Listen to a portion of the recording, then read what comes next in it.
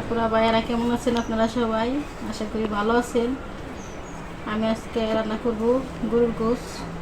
কারণ আপনারা যে যার মতো রান্না করতে পারেন, কারণ আমাদের মানিকগঞ্জের রান্না মতো আমি করতেছি আর কি। আমি গরুর গোশ পাক করলে সবসময় মনে করেন একসঙ্গে সব কিছু দিই, সেটা আমার ছেলে পছন্দ করে, এটি আমার কাছে অনেক ভালো লাগে। আপনারা যদি ভুল হয়ে থাকে তাহলে বলে দিবেন, ঠিক আছে আপুরা? কারণ আমি তো জানি না, ঠিক আছে? সবার রান্না একরকম হয় না, ঠিক আছে? আগে হলুদের গুঁড়া, মরিচের গুঁড়া, ধনের গুঁড়া, তারপরে দিয়ে দিচ্ছি আমি লবণ।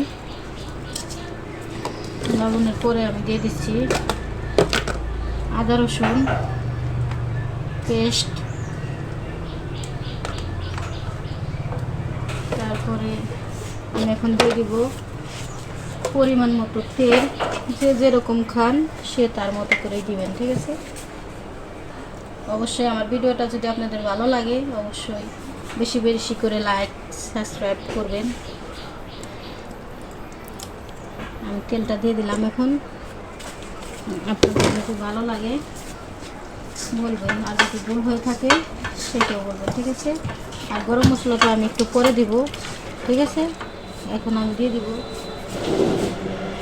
আমি পেঁপে খেতে পছন্দ করি, আমার ছেলেও পছন্দ করে, সেই জন্য পেঁপে এবং পেঁয়াজ কাঁচামরিচ আস্ত সেটা দিয়ে দিলাম, ঠিক আছে? একসঙ্গে এখন মিক্সিং করব।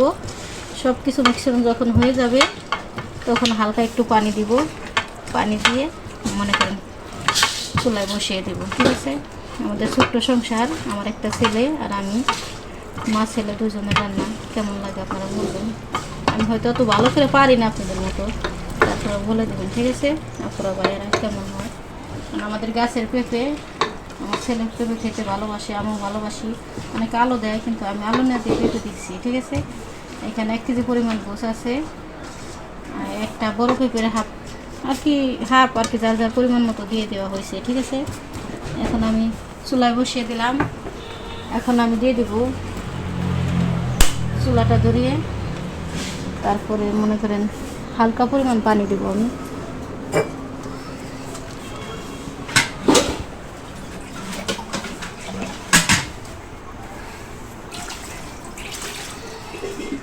হালকা পরিমাণ পানি দিলাম।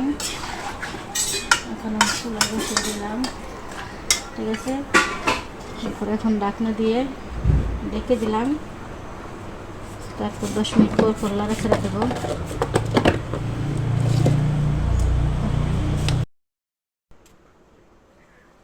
এখন আমি আবার 10 মিনিট পরে দেখেন গোশটা যখন পানিটা উপর দিকে এসে গেছে, গোশের পানি উঠে গেছে। এখন আমি নাড়াচাড়া করতেছি 10 মিনিট পর, ঠিক আছে? নাড়াচাড়া করে আবার আমি গোশটাকে ঢেকে দেবো। অবশ্যই জানাবেন আপুরা ভাইয়ারা, ঠিক আছে?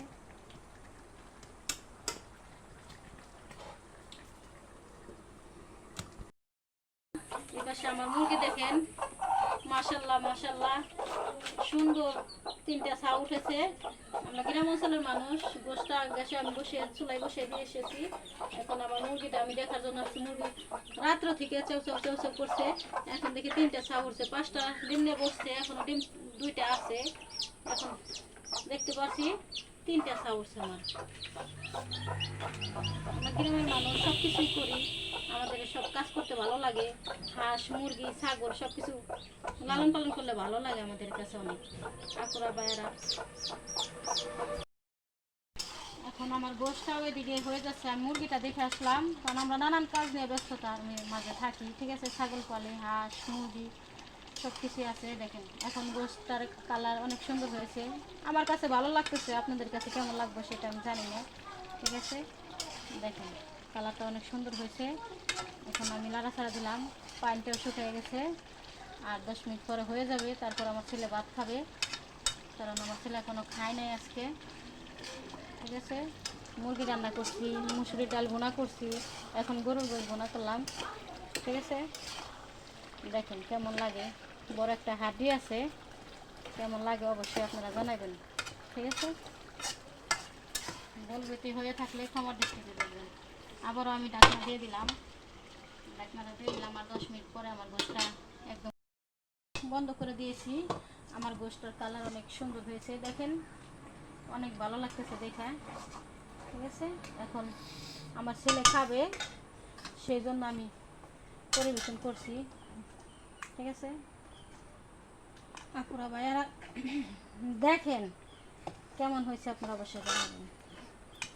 আমার ছেলে এখন ভাত খাবে, ওকে আমি গোশটা দিয়ে দিচ্ছি, না বাবা খাও। আর বাকিতে এখানে আছে, এখানে আছে মুরগির গোশ, মুরগি বোনা করছি সকালে, ডাউল বোনা করছি, আর হচ্ছে গরুর গোশ। কেমন হয়েছে বলে দিও। ভালো হয়েছে? So delicious and amazing. Thank you. অনেক ভালো হয়েছে। খাও, পেট ভরে খাও। আপনারা দেখতে থাকেন ভিডিওটা, আপনারা আমাদের সাথেই থাকেন।